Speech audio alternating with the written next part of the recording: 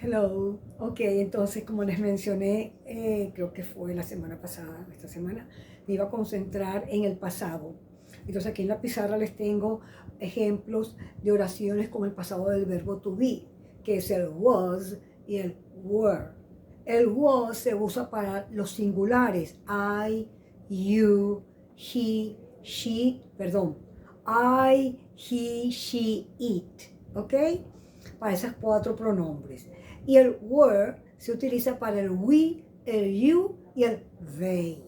Recuerden que cuando tenemos el verbo to be en cualquiera de sus formas en inglés, para interrogar no basta con entonar la interrogativa al final de la oración, no es suficiente, aunque es una parte integral, obviamente.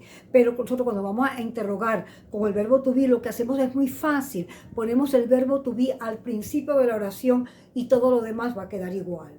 Cuando queremos negar con el verbo to be, ponemos was not o wasn't con contracción o el were not o weren't. Ok, no es tan weren't, ok, es weren't.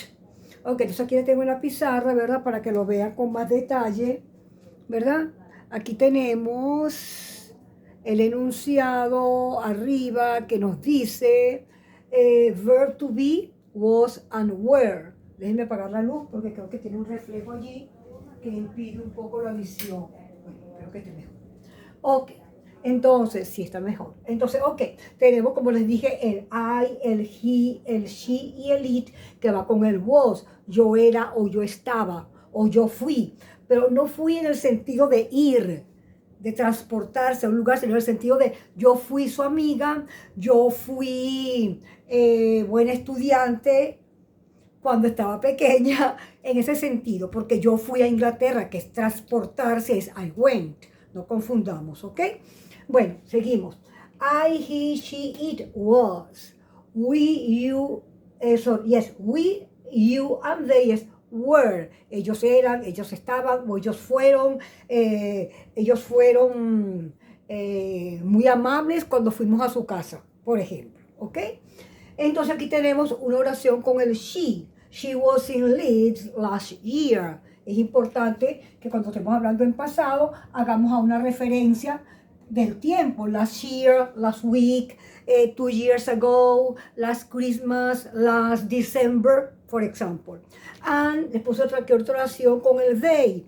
They were there 2 hours ago. Ellos estuvieron ahí hace 2 horas. Ago es una expresión muy apropiada para el pasado. Hace 2 horas, hace 5 años, hace 3 días.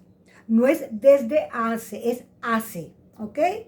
Bueno, entonces venimos aquí para interrogar, como les acabo de decir, ponemos el verbo to be was delante de la oración y todo va a quedar exactamente igual. Por ejemplo, was she in Leeds last year?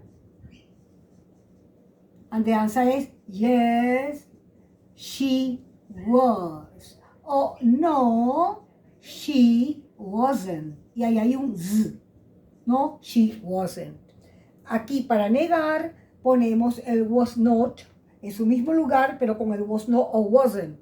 Entonces, she wasn't, yo lo voy a hacer con contracción porque es lo más común. Was not es perfectamente correcto, pero no se usa mucho en lenguaje, en conversaciones. She wasn't in Leeds last year. Last year. Ok, si vamos a ir un poquito más allá y vamos a preguntar entonces, ¿cuándo estuvo ella en Leeds? Si la respuesta es last year, vamos a preguntar when, que es cuándo, y lo demás va a quedar exactamente igual. When was she in Leeds? When was she in Leeds? Last year is the answer. Vamos para acá y lo mismo vamos a aplicar para interrogar. Vamos a poner el verbo to be número 1 y el pronombre de segundo. Entonces diríamos, were they there 2 hours ago? Ok, verb to be number 1. Were they there 2 hours ago? Y la respuesta sería, yes, they were. Yes, they were. Déjenme bajar un poco aquí la cámara. Ok. Yes, they were. O no, they weren't. La voy a voltear para que se vea mejor todo. Uy. Uy, uy, uy. Ok, perfecto. Ok. Yes, they were. No, they weren't. No, they weren't. Repito, no es un weren't, ¿ok? No es un weren't. No, they weren't.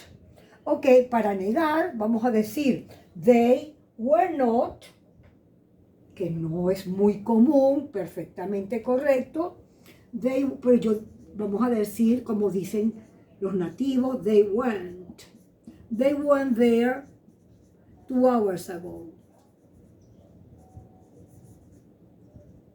¿Ok?